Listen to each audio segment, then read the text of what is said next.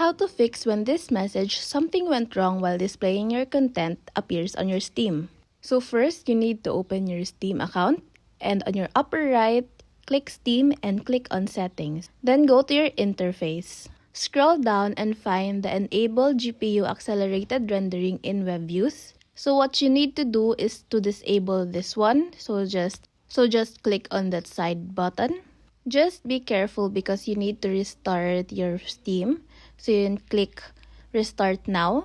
Now if the problem persists, we can go to our downloads and we can clear download cache. Now this also requires you to restart your Steam. So you can click Confirm and restart it again. Now if it still doesn't work, close your Steam and go back to your desktop. Go to your properties and click on the compatibility mode. Then check the box that says run this program as an administrator. Then click apply and OK. And then try launching the game again. Hope this helps!